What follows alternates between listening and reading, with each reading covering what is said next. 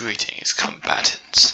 This is Shao Kahn Gaming, and today I will be ranking the final bosses of Mortal Kombat. The final boss, a nightmare foe to test your strength and abilities.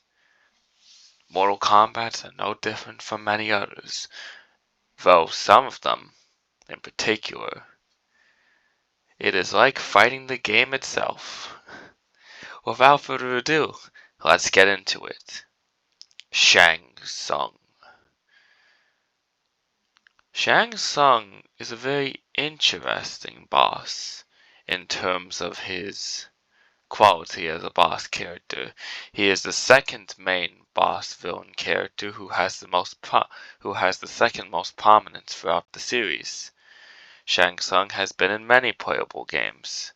From Midway to NRS era, Shang Tsung has still obtained a good stature, good characterization. Today's video will be ranking the boss characters as design, fight, and characterization.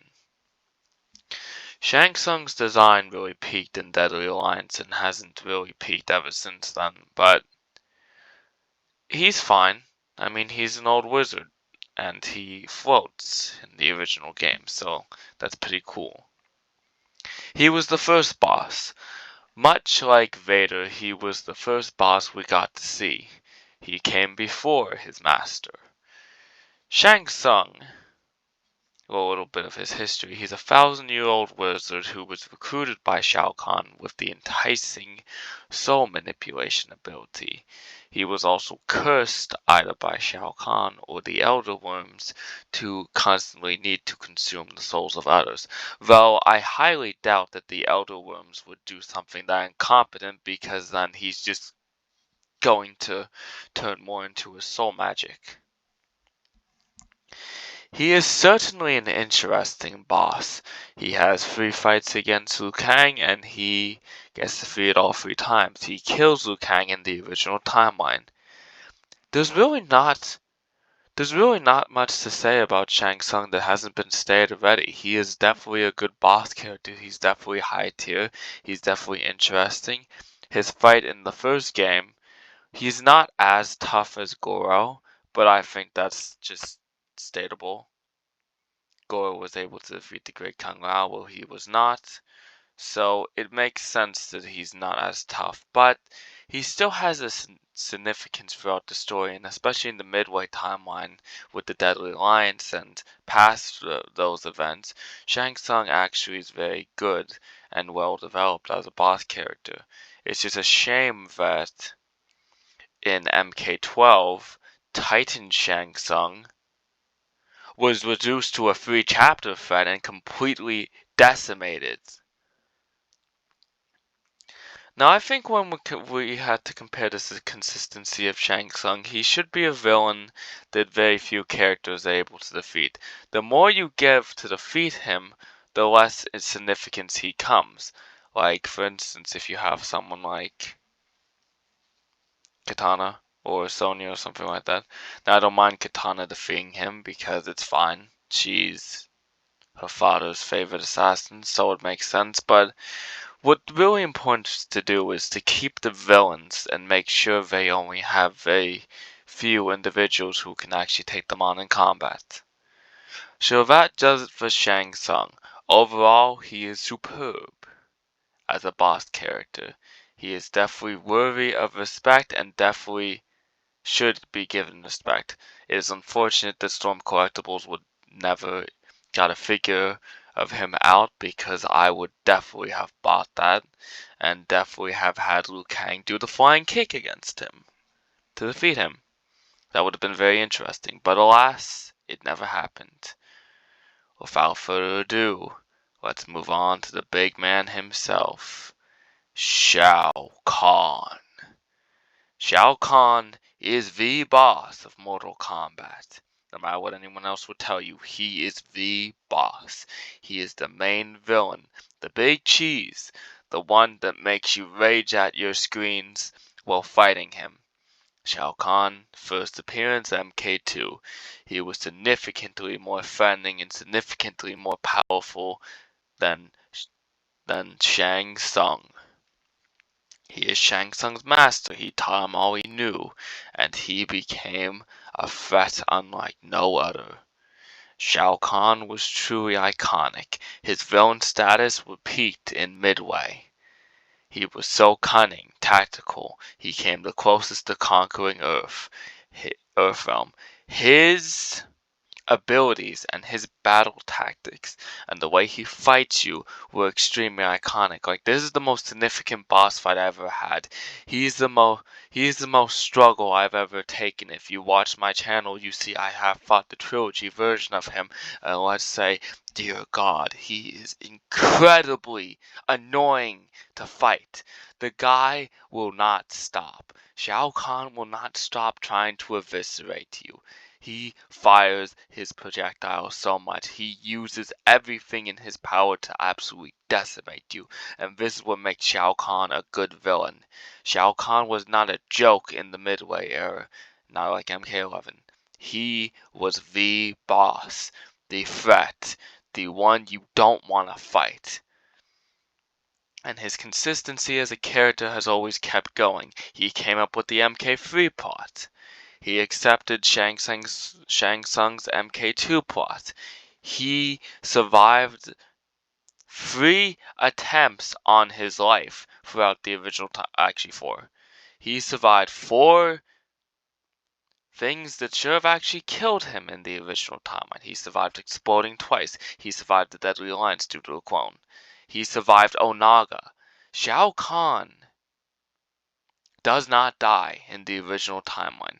He is the only big villain of the original timeline, other than Shinnok, but we'll get into him. He's the only significant villain, who stays in power, who never is threatened for the long term, who always regains his power.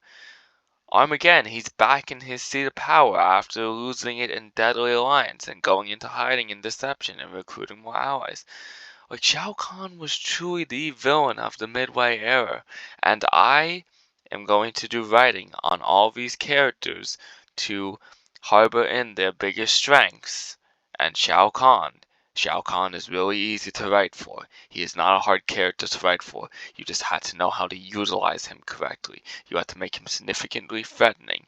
He is allowed to lose. He is allowed to fail. But you never want to make it so that his threat level as a villain is degraded, because the second you do that, you destroy the character. Moving on, we have Shinnok. There's really not much to say about Shinnok, especially in MK4. He is not really significant as a villain. He fails to conquer Edenia, who is at the current time virtually defenseless because it was recently merged with Outworld. He overall fails during his attempt, and yeah, everyone else failed before him. But you know what? The difference between these two and Shinnok is that Shinnok didn't accomplish anything.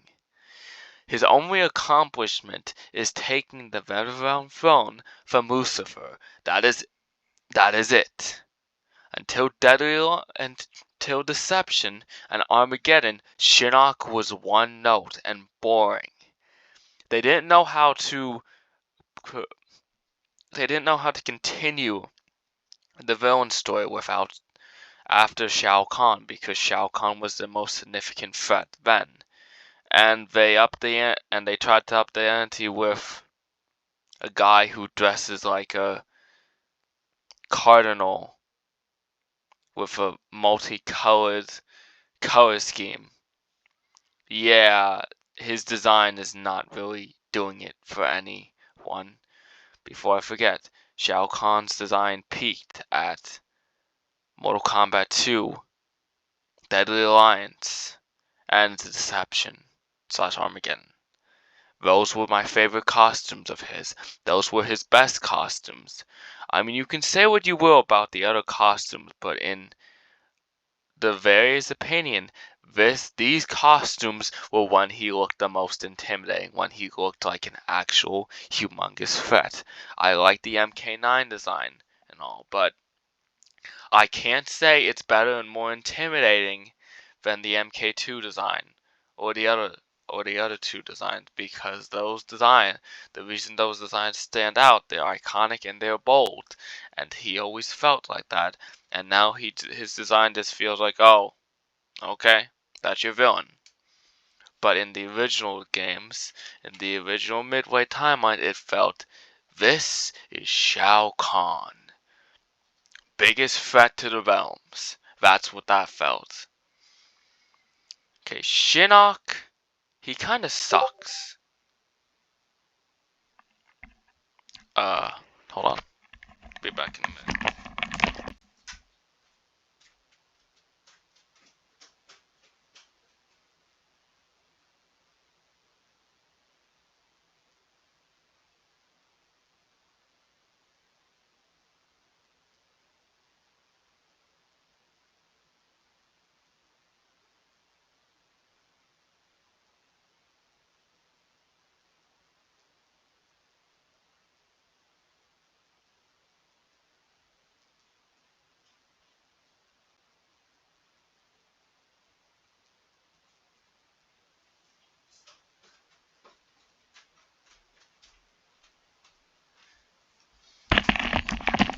As I was saying, Shinnok kind of sucks. His boss fight isn't notable. Like, out of every boss fight I've seen on this list other than Chronica and Quan Chi, Shinnok's boss fight is lame. He is truly lame to fight against. He doesn't have any significance to his boss fight. Like, he doesn't really do much. He doesn't have many moves. Like a boss, they should feel like they have so many special moves, but Shinnok does not. He is not unique, mostly. Yeah, I know, they tried to up the ante with him being a fallen Elder Worm, but he also isn't superior to Shao Kahn in the villain category.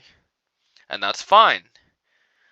When I do Shinnok's writing, I don't try. I go into that. I'm like, he's not better than Shao Kahn. He's not more fearsome than Shao Kahn. But that's okay. He is his own right of villain. He is his own type. He's not trying to outdo what came before. He is his own thing. He has his own goals and wishes. So yeah.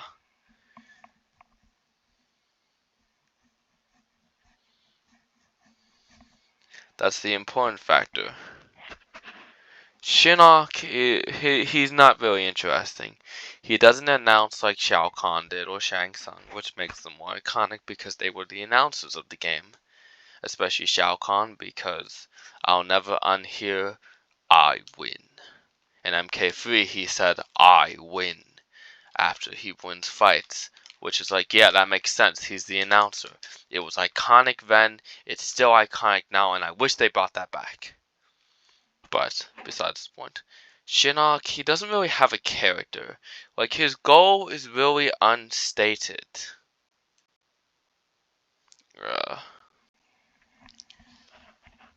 I guess he can go here.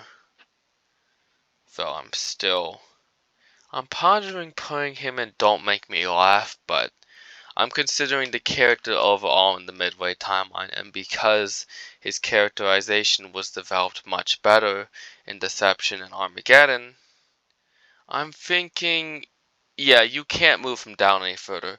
If we're going to straight up MK4, then he goes in Don't Make Me Laugh. But we're considering the character overall. So he can't go and Don't Make Me Laugh. He's alright, mostly.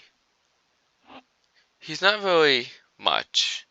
Like, he's really just mustache twirlingly evil in the MK4 because he just kills people for who knows what. He doesn't really have a reason for doing anything he does. We don't get his backstory, so we don't know that what he really wants is to become the become the el become the Elder God. That's what he wants, but we don't get that. And his plotline in MK4, he invades Edenia because it's a weakened realm, but it's like, does that really make sense for his character, knowing what we know now? Like, why would he want Edenia? He wanted Earthrealm. I guess because Edenia is beautiful and stuff like that, but still, he fails at it.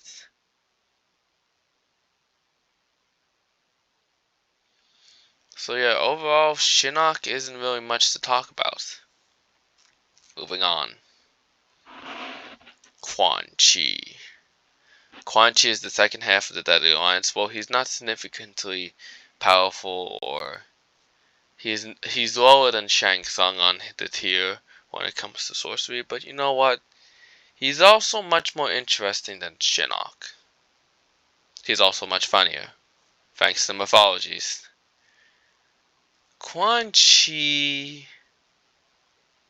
he has his own goals and aspirations, especially with Shang Tsung. Like, he was the catalyst for the formation of the Deadly Alliance, and he had a significant role in the story. So yeah,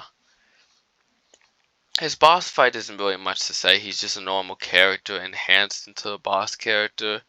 Like, I can't say the Deadly Alliance as boss characters really had much boss attributes. The same going for Shinnok. Like, the boss is kind of degraded at this point until we got Onaga and Blaze. Is the one we actually got back into the boss characters having a significantly better performance.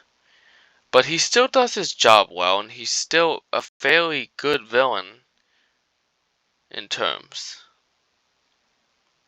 Let's get on to the next. Onaga. The Dragon King Onaga. Yes, he goes up there, right up there with Shao Kahn. Onaga was significantly higher threat tier when it came to deception than, well, these previous three. Onaga wanted to reunite all the realms to become the one being. Onaga was actually powerful. He had a significantly powerful boss fight. He hit you hard. He had multiple special moves attributed to a dragon character. And it's like, that's good. Let's keep that going. I like when bosses have their own movesets. I like it when bosses are unique, and Onaga is unique. He was the former Emperor of Outworld who was betrayed by Shao Kahn. I will do a video saying who is stronger between these two. And you would be surprised with the information I've collected, because it's not who you think. Though I might have stated that opinion before, but I go based off the characterizations in general. I go through the different versions of them. Like, I'll be comparing base Shao Kahn from Mortal Kombat 3 to base Onaga from Mortal Kombat Armageddon. I'll be comparing Blaze empowered Shao Kahn to Kamadoku infused Onaga. And I'll do a comparison of Shao Kahn before he became Outworld Emperor to Onaga, to really clarify who is a better villain of the two and who is more powerful. Onaga was one of the few, like, he was being set up as a threat for a while. So it was very interesting to see how his threat level prolonged. I personally would hope one day they do bring him back as a villain, but I hope they don't ruin him, because they has a tendency to ruin villains. their main villains, mostly Shao Kahn. Okay, let's move on. Oh wait, I haven't gone over designs, of course. Onaga, he has one design. So, yeah, not very much to talk about, it's just his only design. Quan Chi, I like his MK4 design, but I also like his Deadly Alliance design before the Deadly Alliance design became overused. Shinnok. What is Shinnok's best costume? I guess the MK9 flashbacks is the best. Yeah, because his costume always kind of looked cheesy in general for most times. Blaze.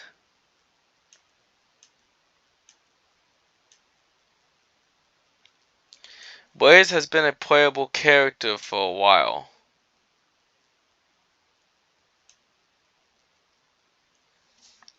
Blaze was introduced and his story was basically being expanded more and more. Like, we got some of him in Deadly Alliance, we got some of him in Deception. Where was his first appearance? Was it MK Gold or was it Trilogy or something like that? I'm not exactly sure what his first appearance was, but he did appear. And it was very interesting. Blaze is good overall. Like, his story is that he was a creation made from the Elder Worms to ensure that the realms do not ensure the preventing Armageddon. It was a contingency for the realms.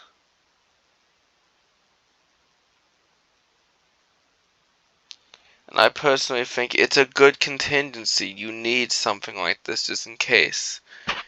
Blaze's goal was corrupted though, because he was forced to mind control serve as Onaga's incubate to protect Onaga's whose soul was in the dragon egg.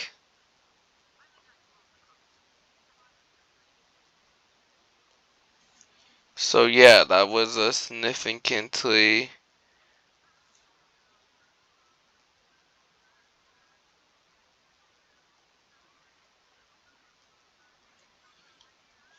it's like kind of boring it's like pretty interesting in general, but it's a little shameful that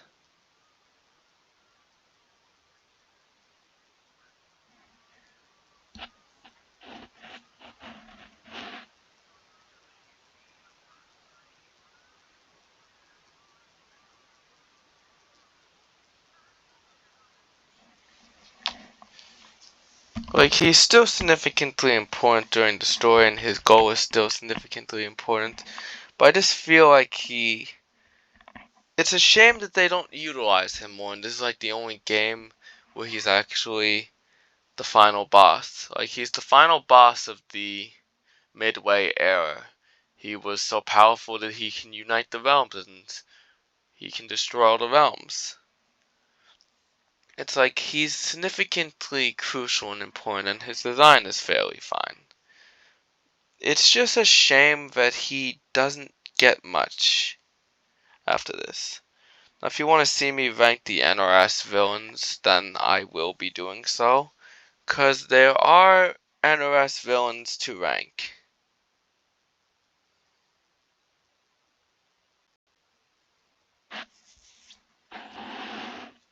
I will get into them. But I like Blaze as a character. Like, I want to do a video explaining what I would do with Blaze. I will be doing the an Armageddon playthrough, so do not worry, it will be coming soon enough. But Blaze is just a good character, and his goal is noble enough. It's been twisted, but he still does good things. Moving on, we have Dark Khan. and like Shinnok from MK4, Dark Khan isn't notable enough. We don't actually understand what his goal truly is. We don't really know much about him. He's a combination between Darkseid and Shao Kahn, and I don't know if his goal was twisted because of it. I don't exactly know. Like, Dark Khan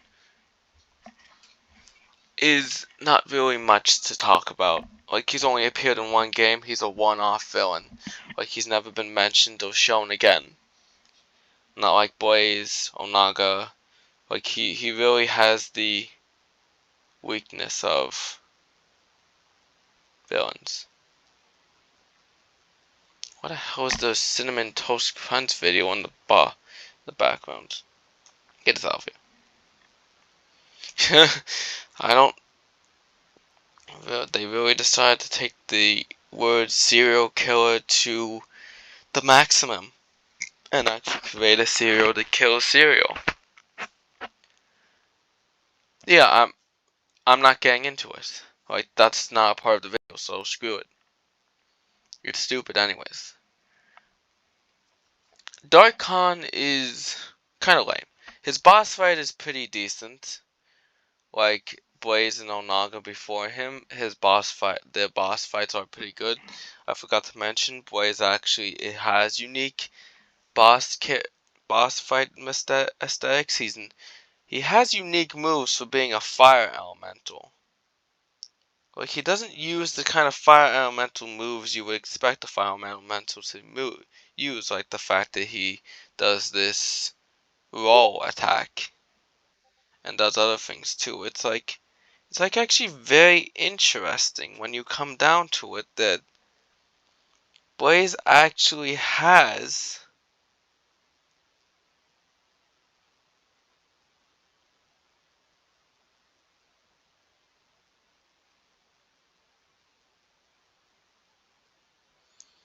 Blaze actually has significance when it comes to the boss fights. Like, this is what I prefer with the boss fights. Like, when I actually consider the boss fights in general, it's like I can rank these guys based off their boss fights, based off their tiers. But it's like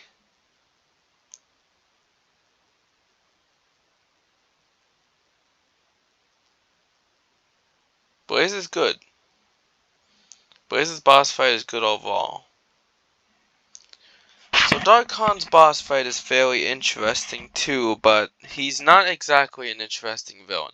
He's one of the least spoke about villains, so let's move on from him because there's not really much to say. Also, his design is much worse than Blaze. He's basically Blaze with a different color scheme or so.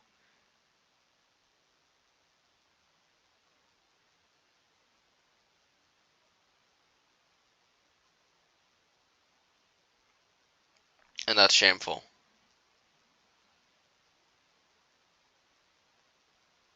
I personally don't like that. Moving on. Final boss of the games. Well, significant one. We haven't gone to Titan Havoc. Unfortunately, this list does not include Titan Havoc. But I will do an updated list talking about some other villains that appear lately. Kronika. I'm going to state this first off the bat. I do not like Kronika at all. She is the worst and most pathetic villain that we've ever had in this series. She is nothing, she is pathetic, and she's not really worth talking about. Like, I don't know how else to say it for anyone who's interested here, but Kronika ain't anything. Kronika ain't anything. She's nothing, basically. She's really, really pathetic.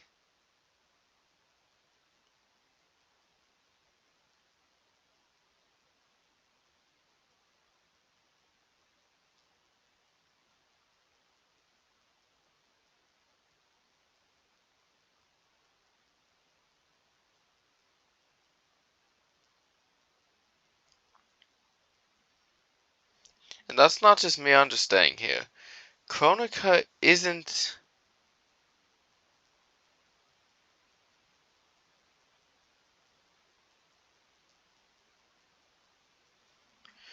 Kronika, I don't like Kronika. In general, I really don't like Kronika.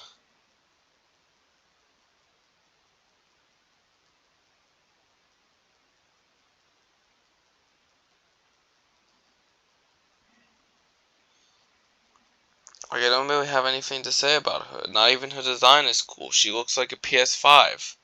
And her boss fight is also pretty lame and boring. Like, I was bored while fighting her. It's like, you don't... If you're bored when fighting the main boss, then... Gosh, you really messed up.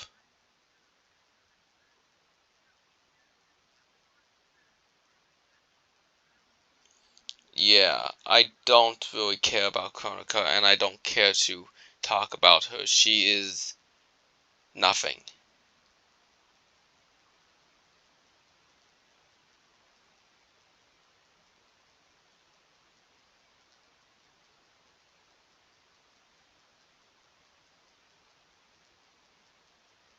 She is really just nothing. So yeah, let's leave Kronika at that. She's not worth talking about.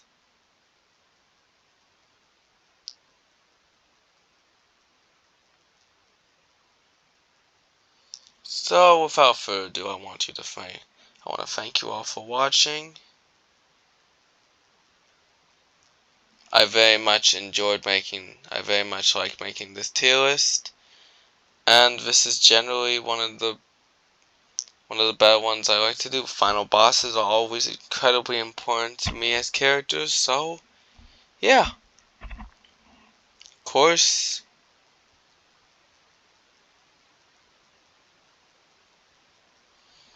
of course, the list states itself who is the best and who deserved the most respect. Also, I forgot to mention for Shinnok, one of the most bad things for his character is the fact that he was betrayed by his subordinate and has the amulet stolen from him. Like, yeah, what? That's how you... That also contributes to your loss, because the boss fight was there to be much easier than the previous version where Raiden defeats him.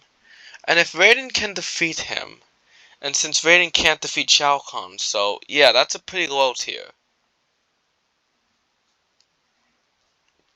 Shinnok, when it comes to power levels, is...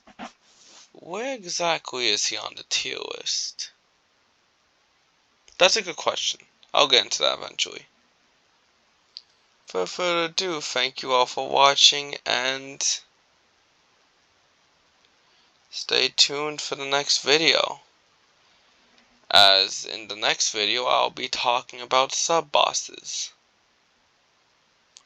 I have the Storm collectible Shao Kahn, MK2 if anyone's interested, and for those who are interested, if you want me to do a review on it, I'll do it.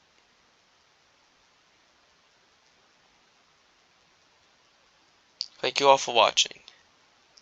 As always, God bless you all. See you in the next video.